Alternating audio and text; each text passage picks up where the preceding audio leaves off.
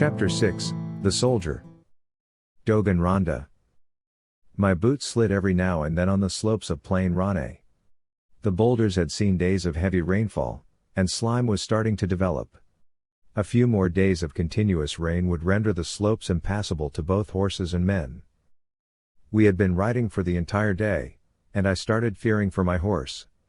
The soldiers probably did, too, because a number of them were now walking on foot and had their horses trotting beside them. It was past midnight, and the cold wind had started lashing against my body mercilessly. "Aren't we going to stop for the night?" a soldier asked. He was a thin man compared to the others and probably needed more rest. He looked pretty young to be in the troop, to begin with. No one bothered to answer. Everyone was focused on the slippery slopes. Dirella had highlands, so I was not worried about what we would find when we got there. Even the news of the flood was something that I wouldn't believe unless I'd seen it with my own eyes. Not that I was daring the gods. It's just that the way the gods sculpted the province's terrain, it's almost impossible for there to be any flooding of sorts. "Halt!" another soldier shouted. "This is where we'll camp for tonight," he said. I looked around. He had to be kidding. We passed through the slopes, and the land was still uneven. Even if there were no bandits, it was still an unsuitable area to camp. But all around me, wearied men started to unpack their sleeping bags. There would be no need for tents as these would only slow us down. When a soldier was tired, uneven earth would do for a bed. The hours ticked by quickly, and before I fell into a deep slumber, the soldiers were already being roused from sleep. I yawned before standing up to roll my sleeping bag. We were only several miles away from the borderlands, and after a day of traveling, my excitement of seeing my province again caught up with me. I knew what to expect. The canyons that were burnt brown against the afternoon sky would go for miles and miles. After passing through the canyons, a stretch of flatlands would welcome us. The houses and fields would then follow. General Renner rode to the front of the troop with his bannermen. He faced all of us soon after. "Soldiers, we are here to save Direllans. At some point, we'll have to be on foot. We'll be expected to swim. Bring your ropes." The soldiers nodded, but there wasn't any more time to cheer. With quick movements, we rode our horses and started galloping after General Renner. A stretch of canyons enveloped us, and we crept quietly because there were all sorts of beasts living there. The beasts were scared of Akeans, though, but we still made sure that we didn't stray far from the rest. After an hour of riding and creeping, we finally saw the beginning of what turned out to be a stretch of flatlands. There were no trees left, as though we were in another world. It was not the flatlands that I knew. It couldn't be. General Renner slowed down to a halt. "There is no source of water here, but there will be, once we cross these flatlands. Keep your bays at a slower pace so they can withstand having no water longer." He dismounted and started walking with his horse. Some soldiers dismounted from their horses too and were now walking. All of us followed the general. I looked back to where we came from and saw the trail of soldiers forming a large group. There were several hundred of us, by my estimate. I trotted faster and stopped beside General Renner and studied him. The general was shorter than I, probably by a foot, but he was still taller when compared to the other men. His hair was close cropped with some gray strands at the temples. He was still young, probably a few moon turns more than I was, and his skin was as burnt as mine. The flatlands used to be the wall that separated Dirella from the other parts of Akea. Because there was a limited water supply here, nobody bothered to leave the province in the past for fear of dehydration during the journey. But things had changed many moon turns ago, and carriages drawn by several horses have solved that problem. I was only able to explore the world outside of Dirella when the time came for me to present my power to the Emperor. I joined the wagon going to the palace and never returned. Instead, I found a job as a stable boy and later on realized that being a soldier was my destiny. Soon enough, as a soldier with a sword in my hand, I was unstoppable and could fool people into believing that my power was in wielding the sword. I could only wish it was true. General Renner stopped, staring ahead with a look of concern. We had already reached some foliage by now, indicating that we were about to enter Dirella's mainland. Men, all of us must go on foot from here. The flood begins a mile from here, General Renner said. Several men squinted to see ahead, and they had different reactions. While most nodded in agreement, others looked confused. There's no sign of flooding, somebody finally said, just loud enough for a few others to hear him. Look closer, you fool, another one grumbled. I squinted and saw another stretch of brown land. Or was that floodwater? The trees were like leafy vegetable heads sprouting from the ground, with their tree trunks hidden from view because the flood obscured them. My mouth gaped in astonishment. General, if the flood is that high, many could have died already. I exclaimed, feeling dejected. General Renner shook his head. This only marks the beginning of the catastrophe. I don't know what else lies beyond this part. The clashing of metal as soldiers removed their armor, tossing down shields, swords, and helmets on the ground filled the air for the next hour or so. It's a good thing that the flatlands ended on a cliff. This gave us an advantage. We were higher than the mainland, and rescue could be easier. I removed my helmet and put it down carefully on the soft earth. With deft fingers, I removed my armor too. The sword hanging on my waist was the next to be taken off. Gather the ropes. From this point on, only these things will matter. Don't forget to bring your knives, General Renner shouted. Every soldier moved towards him, enclosing him in a semicircle. This was the part when we listened to instructions from the general, because not heeding important words from him could mean death. When everyone was close enough to hear, General Renner started. Men, today we don't die wielding swords. Our fight is with the land. We will rescue Direllans. Our honor will depend on how many lives we can save. He paused. You know the drill. Children, women, old people, we save them first. Those who don't seem to have any chance of surviving, he paused again, they're whom the knives are for. I gulped. That was the tricky part, to administer mercy killings. It has been explained to me a dozen times before, how the act was supposedly less cruel, but I have never learned to like it. Where do we bring them? A thin soldier asked. What about food? If it's been days since the flooding started, chances are everyone's starving. The questions started pouring, and General Renner had to answer all of them. I felt sorry for the general. I moved away from the crowd of soldiers and studied the area. Only treetops could be seen. Where could all the people be? I clutched the rope tighter, and it felt like I was clutching at my intestines. These were my people suffering. I had to help them. Soon, General Renner gave the signal, and we ran to the spot that divided the flooded area from dry land. Several soldiers dived down the cliff. I did the same and swam my way towards a tree. The current was not as strong in this part. It was surreal having to swim where you knew a farm used to be. I kept swimming until I reached the first tree, took a foothold, and swam to the next one. All around me, soldiers were doing the same. I saw one help a frail man hugging a branch. The man was passed from one soldier to the next until he reached the cliff. The ropes were proving to be very useful. I kept moving forward. These parts had very few residents, and I could only imagine how bad it was at the provincial capital. Then my fears materialized. Some of the 2- or 3-story houses stood up against the flood. Sadly, most of the houses were much shorter, and it was a miracle that their thatched roofs could be seen. Some boats were milling around, going from roof to roof. I saw a man about my age standing on the boat, pitching packed food to people on the roofs. He had a good arm, his throw was perfect, and each time he swung, the trajectory drew a measured curve against the horizon. The food would land perfectly in the receiver's expectant hands. The man's power was surely put to excellent use today. I wasn't accustomed to feeling so devastated, and maybe that's what the coldness in my heart was. Right now, I did the only thing to make it right. I swam faster towards a roof, where I was met with 2 pairs of sorrowful eyes.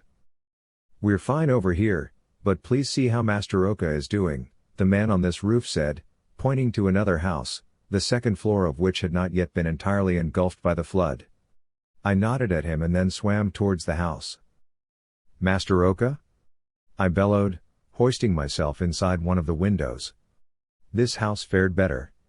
I was able to stand up inside, and the water was only up to my knee on the second floor.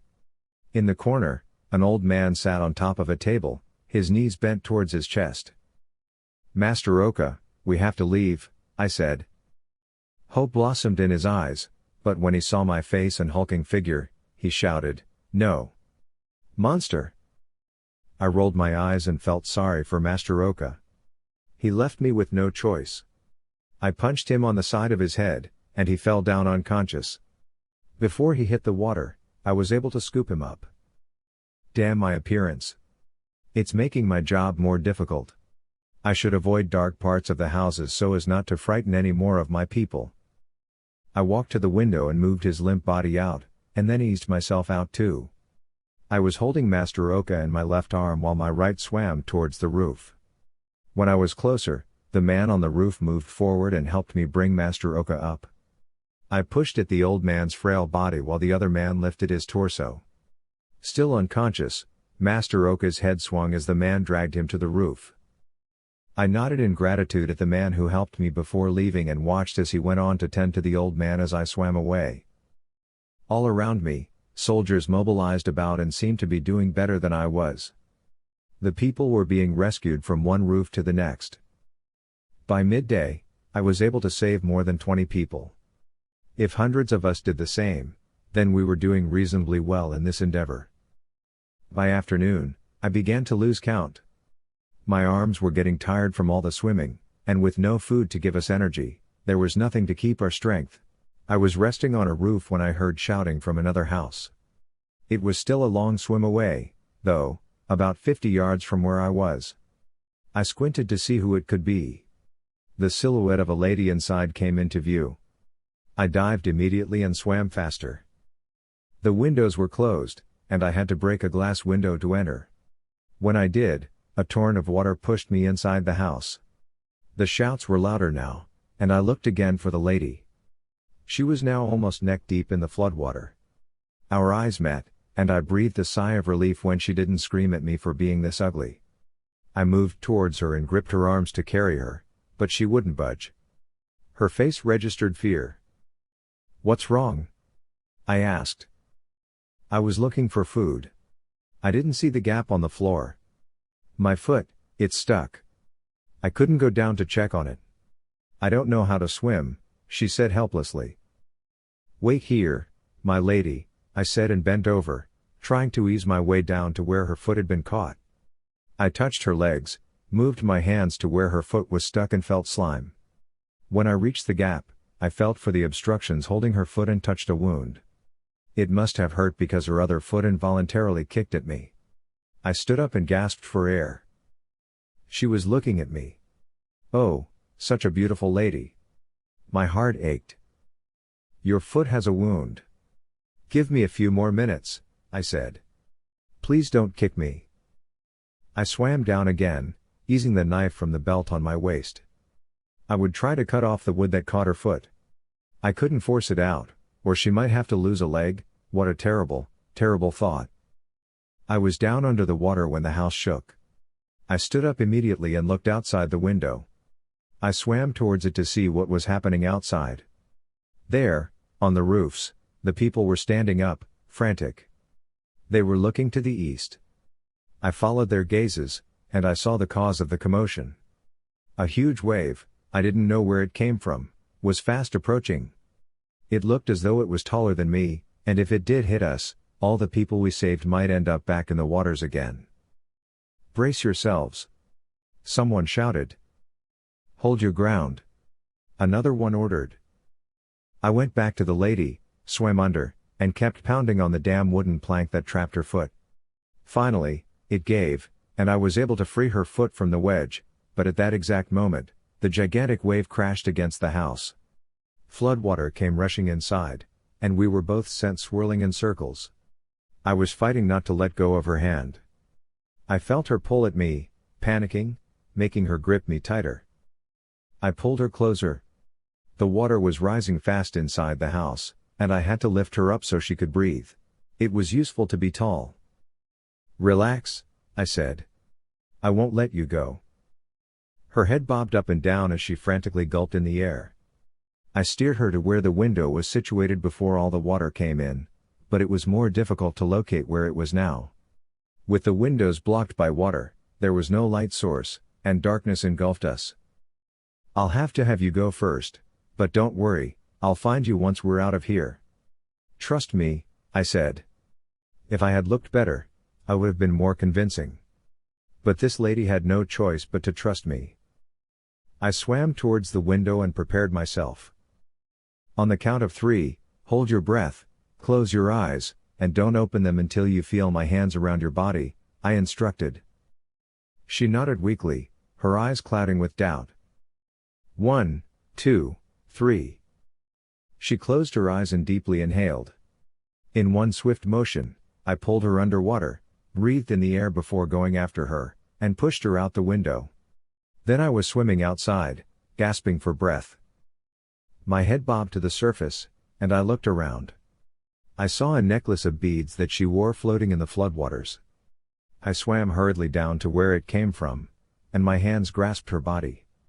I lifted her, treading to stay afloat. She gulped lungfuls of air with her mouth, and eventually, her flailing ceased. She coughed, and when she opened her eyes, she smiled at me. It was the most beautiful smile, and it instantly reminded me of my dear Lamare. I smiled back at the lady. Hold on to me, and we'll swim away. She nodded. I pulled at her, but she didn't budge. I looked at her, and there was panic in her eyes. My eyes searched for what could be holding her back and saw the debris floating in the floodwater, smashing against her back. Keep still, I said as I swam and pushed against the debris. It was an old clothes drawer with its door open. Clothes floated everywhere before sinking as water soaked them. I can't move, she said. I can't feel my legs and my arms. Her eyes shut tightly before her mouth twisted as though she was in terrible pain. Wait. Don't panic, my lady, I said, trying to hide the reality that I was running out of ideas. I tried smashing the clothes drawer to sink, but even my arms were no match to the wood used for the drawer. Arg! I yelled as I gave it another punch. What's holding this drawer towards you? The lady shook her head. I don't feel anything. My feet have been stuck under the water for 2 days, and the wound could be festering, she said.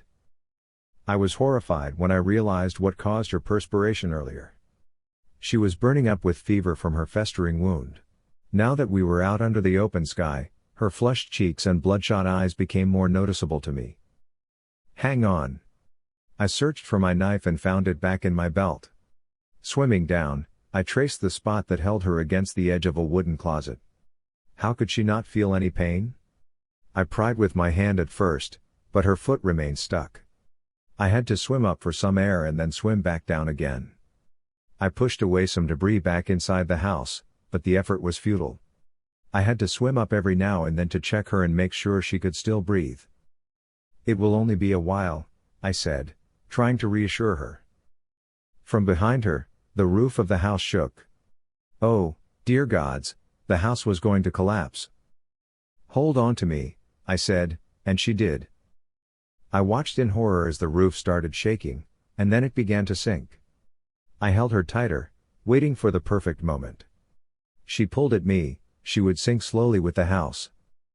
I swam under, pushing her up, trying desperately to remove the thing that was holding her foot. I pulled at her leg, and her other leg kicked at me as though I hurt her even more. I released my hold on her leg and then swam upwards, breathing air and searching for her face. Her head dipped, and she had started drinking floodwater. I quickly held on to her body, pushing her up as she coughed incessantly. Don't give up, I said, feeling her frail body against mine. The house shook even stronger, and it collapsed in one instant, pulling at the water, creating a suction, pulling at the lady and me. Her eyes grew wider as she was jerked away from my hold. She reached out to me, and I swam closer to her. Please, she pleaded. What do you mean? I'm afraid to drown. Do it now. She screamed. And then she yelped as the tide of water pulled her downwards. That was when I knew I had to make it easier for her, although the decision was in no way easy for me. I treaded faster, fighting the current that was pulling both of us down. I looked into the lady's hopeful yet scared eyes and realized that there was nothing I could do to save her, so I took out my knife. I held onto her body for a moment longer, fighting, treading harder to keep afloat until there was no other way but to do what I must. In one swift movement, I traced the blade against her neck. Blood gushed out, and her eyes closed immediately. Her body was sucked by the flood waters in a whirl, leaving a trail of blood in the murky deep waters. I stared in horror at her loss. I wanted to kill myself. I looked up and saw that everywhere the soldiers were doing the same, fighting to rescue all they could of what's left of Dirella. I gulped, and my heart barely felt like it was still beating. With the way I was feeling inside, it was impossible to believe that I was not shedding tears for the lady. First life lost. I would not lose another. I swam towards another roof, yearning to save someone this time. I let the knife slip through my fingers and be sucked by the floodwaters and hoped that I would not have a need for it anymore. There's no room for grieving today. I had to bring pleasant thoughts back to sustain my strength. To keep me from thinking about the lady I had to kill. So, when I was resting on top of a roof, I laid down and tried thinking about Lamare. I had been counting the days since she visited the palace. It's been 5 days, which meant that I had to be back in the palace in 9 days. If I weren't back by then, I would have to wait an additional 14 days to catch a glimpse of her. Maybe the next time I see her, I'll move slower and gentler so that she can see I have a softer side too. I was sleepy, but I tried to keep my eyes wide open. Standing up, my leg muscles hurt, especially my left knee.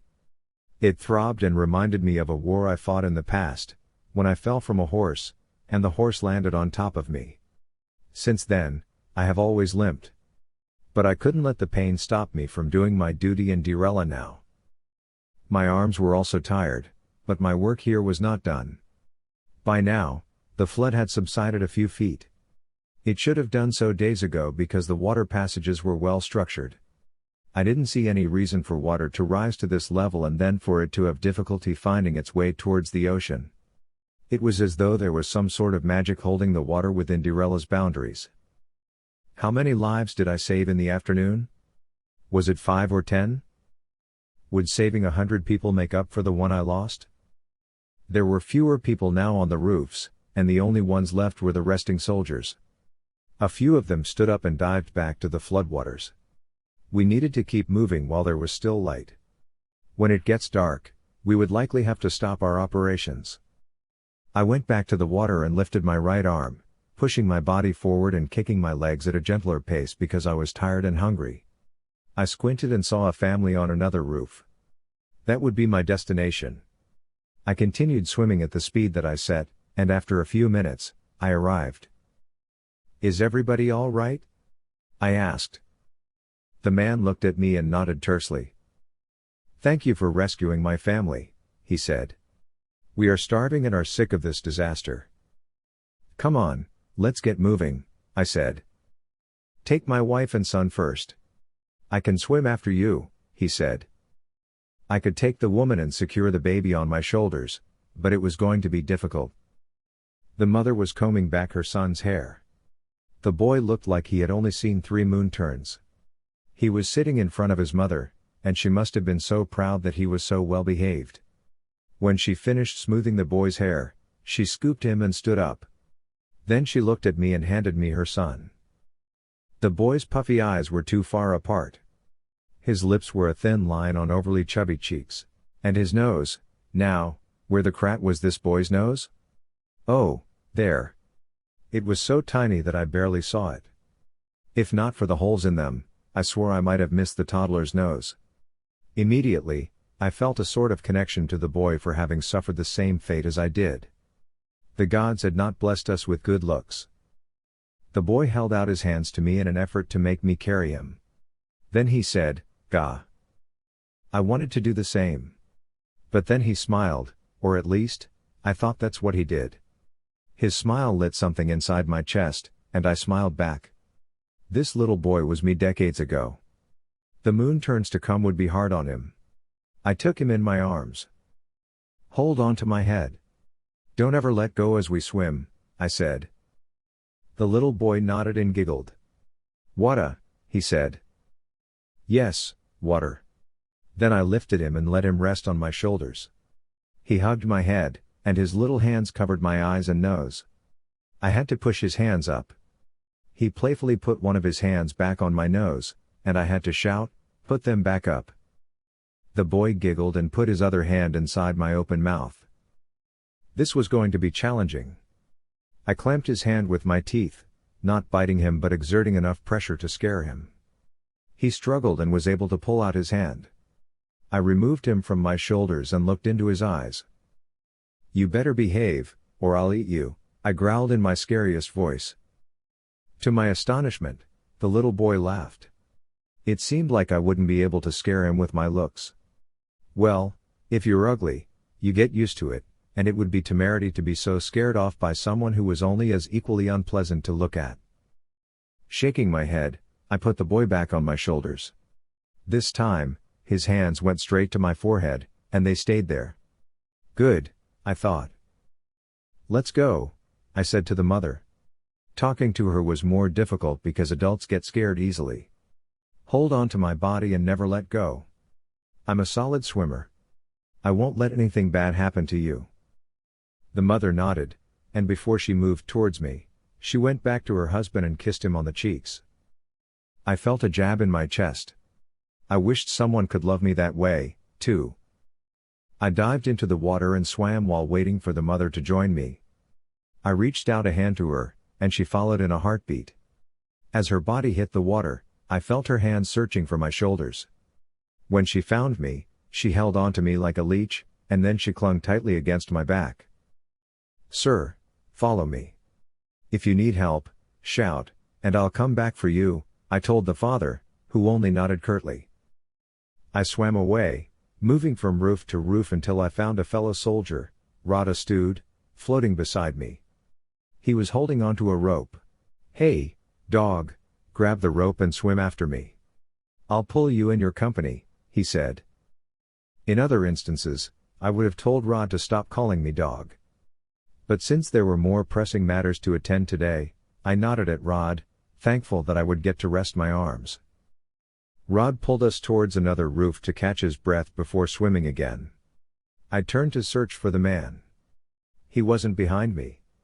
I looked farther away but couldn't locate him. "What's your husband's name?" I asked the mother, who was clutching me too tightly. "Nani," she replied. "Nani?" I shouted. Rod stopped swimming and looked back, scanning the area as well. I found Nani on one of the roofs. I was about to swim away again when I heard him shout. "What do we do after this?" Nani asked. I was taken aback by his question. I was never good with words. "We survive," I yelled. "No, there will be a rebellion. Do you think that we don't know how this happened?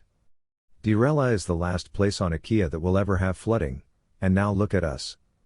Doesn't this strike you as odd? How did the flood ever get here on the mainland? At the center of the province? Why has the water not subsided? The water passages are all working. Direla is surrounded mostly by the ocean. I expect the flood to be gone as soon as it starts." I didn't know what to say. I'll get General Renner or Rod to talk to him because I was never good with words anyway. "We must go. Now is not the time for this," I paused, not exactly knowing what to say next. "The palace will help. There will be jobs for everyone." "The palace? It's the palace that's doing this to us," he spat out. "How in the world will the palace manage to do this? The emperor could make storms, but the storm has passed, and only floodwaters remain." But at the back of my head, Nani had a point, though. I had the same question: why was this water still here? Again, what a terrible, terrible thought. "I have to go to him, dog," Rod said, then he started swimming towards Nani. Knowing that someone would attend to the man, I proceeded with my task to bring the woman and boy to safety. As the minutes passed by, The load that I was carrying got heavier. Better get going, I said to the mother, who managed to nod her head at me. Is it true? Is the palace really doing this to us? The woman asked. Holy dragon's crap, no. I protested. When Rod reached the roof, he climbed up, flood water dripping from all over his body. His clothes were sticking to his body. Without warning, he swung his right arm at Nani, who fell with a thud on the roof. Rod raised his right leg and kicked Nani. He clutched at his stomach, lying on the roof, coughing. No. Rod, no. I yelled. The woman's screams pierced my ears. What is he doing? Make him stop. She shrieked. The little boy's hands held my forehead tighter until I felt like my head was being wrung out of my neck. I had to pull against it. Rod, back off. You cratty bastard. I yelled. But he only threw in a couple more punches before he kicked the man off the roof, sending him down into the waters. The woman's body that was clutching me went limp, and I had to struggle to reach for her before she got sucked by the waters. I bobbed, gulping some floodwaters in the process. At that moment, I prayed that the child would keep a tight hold. I didn't care if he wrung my neck as long as he held onto my head for support. I pulled at the woman's hand, but she was not moving. Her hand was fast slipping from my grip. Please don't let go. I would not complain any more if the woman clung unto me to the point of drowning me. But she didn't budge. I had to think fast. I was only holding the woman's fingers now, and I could feel them loosening from my grip one by one until all at once, I no longer held her. One thought kept haunting me: I couldn't let the child live without a family. I dived to catch her body, but it was nowhere to be found. I moved my arms in the murky waters trying to search for fabric, or her body, or anything indicative of where she might be. I panicked. The hands gripping my forehead were also gone. Oh, not the boy too. I raised my arms and found his little body. As soon as I did, I swam up and breathed in the air. The boy was choking and coughing. When he stopped, his red eyes stared at me, the corners of his mouth moved, and he looked as though he was about to cry. He was breathing heavily. Don't cry, little one, I said in my softest voice. I had to bring him to safety sooner. I looked back to where Rod was and cursed. Damn you! I yelled in the air. He is a rebel? Didn't you hear him speak? Rod retorted as he swam back in the waters. Another 2 lives were lost. There were so many questions, and my head started pounding as I thought about the answers. I heaved a sigh of relief when I finally reached the drylands. I pulled myself up and lay down. I was too tired to think. The boy was an orphan now. With his looks, his life was going to be much harder than it ever was for me. At least I had my family. As soon as I saw Ronda stewed in the drylands, I ran towards him and punched him with one swift blow. He fell, and blood dribbled out of the corner of his mouth. What the crap was that for? He asked. I threw myself at him and pinned him to the ground. I punched him again. And again. This is for the man you killed, I said. Then I swung my left arm against his jaw. And this is for his wife. After saying that, I snapped and punched him endlessly, trying to account for all the lives I lost. Rod squirmed and kicked me, but I was too big for him to wrestle. I wasn't feeling anything anymore. It was as though my clenched fists were numb. All that was driving me was this intense desire to hurt this soldier for making me witness the death of fellow Durellans. Something smacked the back of my head hard, and after that, it was my turn to groan from the immense throbbing of my head. I raised a hand to touch the back of my head and rolled to the ground, grimacing. There was blood. Beside me, Rod didn't flinch. Soldiers rushed to help us, arms hurriedly tending to me, to Rod. I brushed them away. No. I don't need your help. After saying that, my eyes lost their focus, my surroundings swirled, and I fell prey to the tiredness that I had felt since the rescue mission started. I lost consciousness. The next time I opened my eyes, it was already dark. The Direllans that we rescued were all huddled together in one place. The soldiers were resting on the opposite side. There was nothing left to do anymore except wait for tomorrow. I could only pray that there were still survivors whom we could save. "Dogan, are you up?" It was General Renner. The general's voice had a certain distinguished rasp that set him apart from the others. "Yes, General," I said. He sat beside me, and I struggled to sit also, for proprieties. I couldn't let my superior talk to me while I appeared lazing around. "Sorry about the blow in the head," he said. So that was him. "I'm sorry I lost control," I said, shaking my head slowly. General Renner Cologne nodded. Under the pale moonlight, his eyes glimmered like he had just woken up, so full of life. So alert. His jaw was set in a firm line. Rod Ostrud was wrong to do what he did, but it's already done. Nothing we do will ever reverse it. He killed someone thinking he's protecting the palace and what it stands for. He thought that the man could rile up a rebellion in Dirella, I said. Rod Ostrud is a fool. Killing the man could rouse the people to arms. I agree with you, but what I'm saying is, it's done. There's no going back. His actions would be reported, and he would be penalized for it. I'll see to it myself, General Renner said before turning to look at me. But Dogan, he paused. We are one. As palace soldiers, our actions should never be divided. I will never allow disarray among the ranks. Then he stood up and walked away to check on the other soldiers. I was left looking at his shadow and with his words haunting me. It was crazy. I could not reconcile myself with Rod's harsh ways. What the crafty soldier did must not be tolerated. Storm clouds veiled the moons, and it was just as well. I felt like my chest would burst from restrained rebellious thoughts. I wanted to scream, but I would draw attention to myself, so when I felt like the stream of tears was about to burst, I blinked them back and ran until there was no land to trudge upon.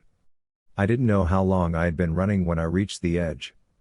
I halted, and my feet almost slipped from the sudden stop. I was standing on the precipice and had a good view of the spot that marked the end of the flood. The stretch of dry land lay to my left, while to my right, the high floodwaters taunted me. I dived to my right, still wanting to forget about the woman and the man Rod killed. I swam until my arms grew tired. That was when I decided to lie on my back in the water, kicking my legs to stay afloat. I gazed up at Luna and Risa, the moons that guarded Akea. But then, I felt my body being swept downwards. I swam in vain and kept slipping through the waters until my feet touched dry land. I stood up slowly, and I couldn't believe what I was seeing. The flood water towered over me while I stood on the other side.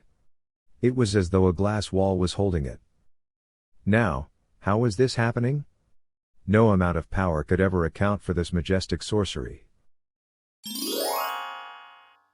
When I reached the soldiers' camp, it was already nightfall. Everyone had retired to the camp. Conversations could be heard all around me. Some snores rose above the cacophony. All of a sudden, an even louder commotion drowned the conversations and the snores combined. The cheers were coming from Direllans. They were pointing at the sky, so I looked up, too. The Emperor was riding the clouds together with another throng of soldiers. The clouds moved down. The sight still fascinated me, especially when the clouds gradually thinned and the soldiers' boots hit the ground. The crowd gathered around them, and I moved towards the Emperor, too. It was part of my person to be taken instantly by the oath I swore when I was made the Emperor's personal guard. Direllans, fellow Akeans, the Emperor said. We are here to help. As the Emperor, I bring with me what you need. Food, herbs, clothes. Food first, but the other necessities will follow on horses. The Emperor gestured to the soldiers that came with him, and they started moving about, putting down the packages of food in neat rows. The soldiers took the lead for distribution. Direllans quickened to fall in line. They must have been starving. A wave of air covered us from above, shielding us from the night sky, and the chill lessened. It's a good thing to have Oded Rios with the soldiers tonight. His power to weave air like an invisible tent was of great assistance to us. The palace doesn't forget you, the emperor continued. We will see through this catastrophe, and all will be well again. Dirella will rise. There were cheers after that, but with less enthusiasm. I hoped the emperor didn't notice. I nudged the soldier beside me.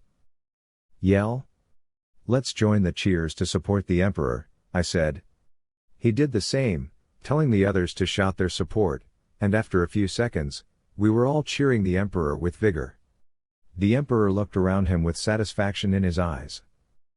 The Direllans were a mixed bunch. Some seemed to be genuinely happy, but there were others with clouded eyes, which was to be expected.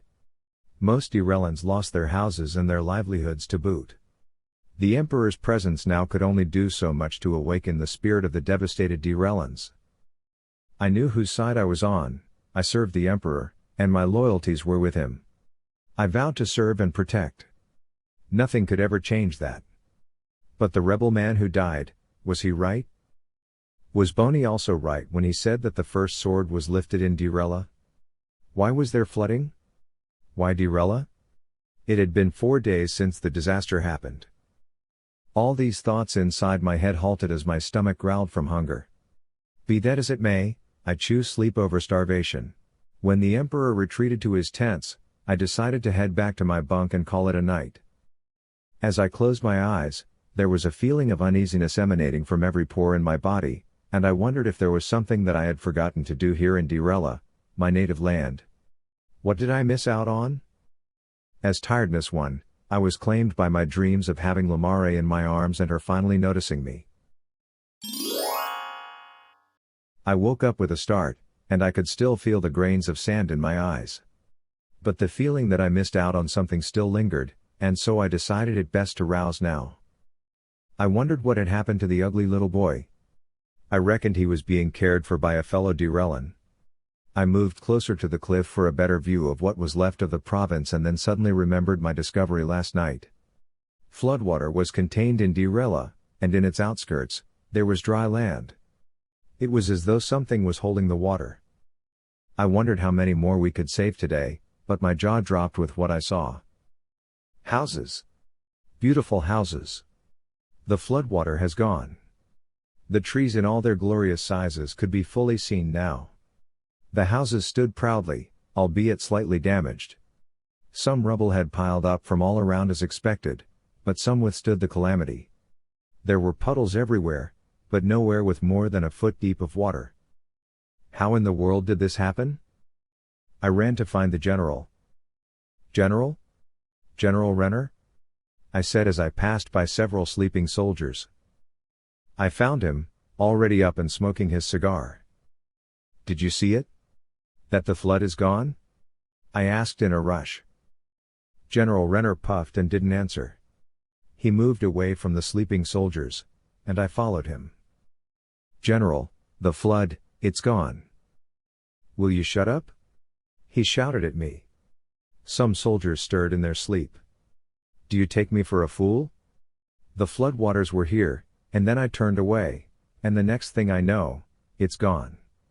I don't know how that happened, but if you keep on yakking about it, I'll have to put a sock in your mouth and tie you to a horse. I could tell he was mad. I only noticed now, that his hair, like mine, had not been touched by a comb yet. I'm sorry, General, I said carefully. I didn't mean the apology, but it was the right thing to say at the moment. The flood is gone, and we should be thankful for that. Let's help the people move back in. Restore what's theirs. At least our job will be easier today, he said.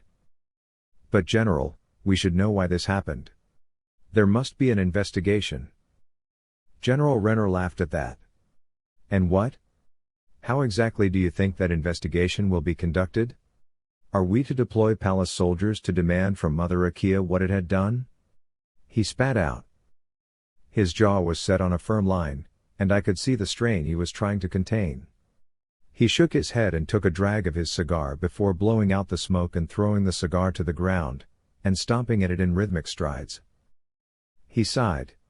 I don't know how to explain this, Dogan. So I would appreciate it very much if you would not raise questions about it, especially in the presence of someone else. He looked at me then, and I could see the doubt in his eyes. But he was staring hard at me as though waiting for a response. I nodded. "I understand, General," I said. "But how the hell did it happen? How will I ever find out?" But to the General, it was no longer a relevant matter to discuss. "Let's go. Rouse the soldiers," he said before turning away from me. I turned back to the sleeping soldiers, but I heard my name being called out. "Uncle Dogan." It was a sweet melody. My niece, Rosa, was running towards me. She was so cute and bouncy, a girl of only about 10 moon turns. When she reached me, she hugged my legs, and I laughed. I crouched down to look at her face.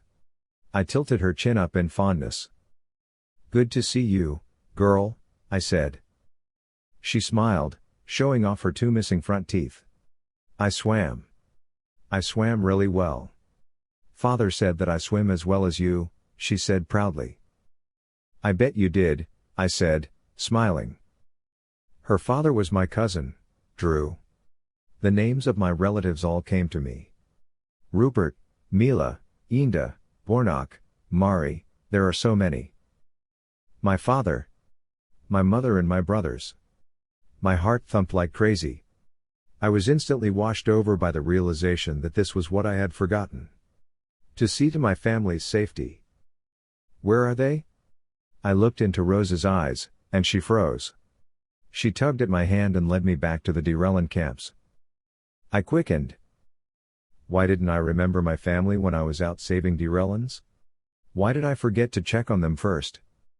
In my heart, I knew the answer, because as a soldier, my commitment was to the citizens, not to one particular group of people. There are no families when you're out rescuing people. Bornak stood up, and I stopped dead in my tracks. I searched the faces around him, longing to see my fathers and my mothers and brothers. When I didn't see them, I looked at Bornak again, and he shook his head. No. This couldn't be. I was out here to save Dirella, yet my family was gone? I crouched down and buried my head in my hands. It was going to be a long day. I couldn't believe it. All 8 of my family members? Gone? That was impossible. I felt Bornak's hand on my shoulder. "I'm sorry, Dogan, but your family was as brave as you. When there was no help from the palace in the first few days, they were the first group to organize a rescue party." The words were said to soothe me, but they never touched my heart. "No bodies?" I asked gutturally. "None. But some witnessed a few of their deaths," he said. "Robin? He's gone too?" I asked in a weak voice too soft even for my own ears to hear. "Gone," he answered. "My poor baby brother. He was barely 15 moon turns." Bornak left me alone, and I was thankful to him for letting me be. Rosa left with Bornak too. They were as sad over my loss as I was, but losing all 8 of them? It was not fair. I needed this moment of solitude. The air seemed too hot to breathe in, and as I stood, I was left unaware of the hours that passed after I learned about my family's loss. Finally, I managed to move from where I was and walked away from the camps, only to sit alone a few yards away from the camps, devoid of emotions. I would have stayed longer if my legs had not been cramped.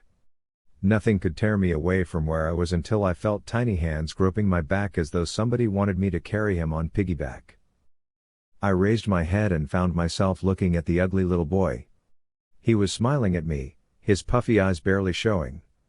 He giggled and moved towards me, wriggling his way into my arms. There's no one else for me. There's no one else for this orphan.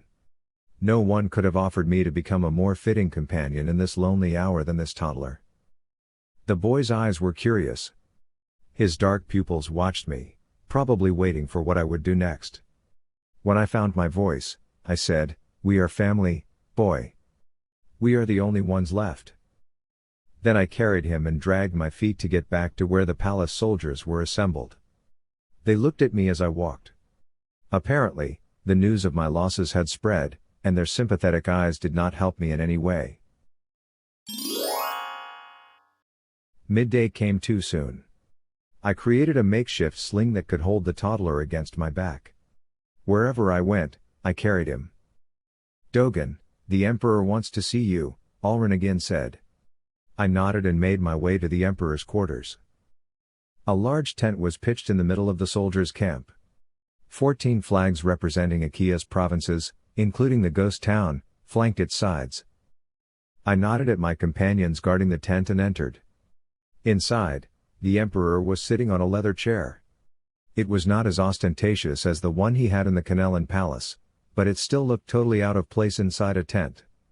The chair was high, and the armrests were carved with emblems of the provinces. The back stood a few feet above the Emperor's head and was adorned with precious metals. A burnt shade of brown coated the wooden backrest, and judging by the carving's fluidity, I knew it was crafted by tree runners back when they were still roaming in Akea and had not been tainted by the evil of Sinista, the province where they were banished. I knelt to the Emperor and said, Your Grace. We will leave in a while, Dogan, the Emperor said. You will go back with me. Your Grace, I would like to stay with my people for a while, to help them rebuild their homes, I said humbly. He regarded me coldly.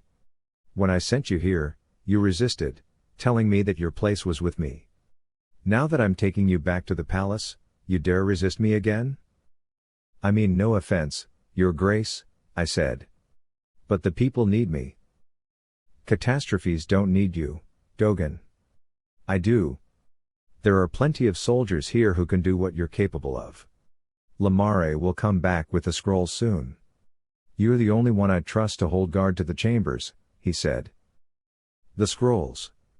What was so sacred and confidential about the scrolls? It came back to me. Lamare's fear when she realized I read parts of the scroll. The words she wrote, Dirella. Flood for 4 days. Many will die until help comes from the palace. I ran it in my head. I hadn't given it much thought because I was so taken with the woman. Why in the world would an emperor be so keen on making a scribe write him scrolls? Scrolls that end up with Kino never being a citizen of Akea. Why was it only me whom he trusts? Was it because I'm slow in thought? Does the emperor think that I'm stupid? If my looks were an excellent disguise, then so be it, but I was not stupid. I act out of the love in my heart, and the love inside my heart was Lamare, which was why nothing ever registers to me when they talk because I am preoccupied all the time, I shivered. As reality hit me, my knees shook slightly. That's why I'm the only one he trusts. Your Grace, if you will pardon me, I would like to. No, the Emperor said. You will go back to the palace with me, riding the clouds on the way back. The way it has always been. I couldn't argue with the Emperor, or he would have my neck. I remembered Mathis, the ugly boy on my back. Mathis was the name I gave him. Your Grace, I have an orphan. I promise you that his presence will not inconvenience my services. Let me see him, the Emperor said. I took Mathis from my back and presented him to the Emperor. I'll be darned. Yet another ugly child, he blurted out. Mathis only giggled. I don't see any trouble if you keep it, he said. You need company, he said and dismissed me. I walked out of the tent and held Mathis close. My chest was bursting, still haunted by the parents of this boy who died in the flood.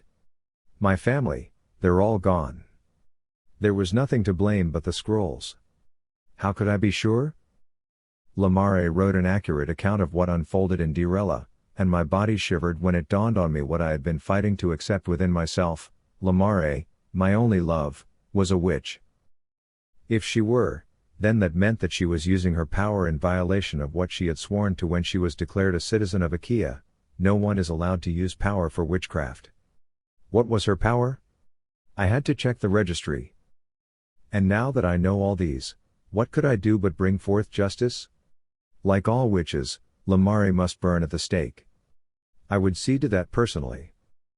Mathis was watching me, his thin lips opened as if he wanted to say something but didn't know the words. Why Lamare, why? Could so much love be instantly replaced by so much hate? Was it as simple as dousing a fire with sand? I searched in my heart for my feelings for Lamare and knew the answer, yes. There was no uncertainty. The love that fueled my heart before was now burning with revenge, so great it consumed me. I touched the gap between Mathis's eyes, a sign a Derellan makes when he makes a promise to another Derellan. We will have our revenge, Mathis, I vowed before pulling him closer to me.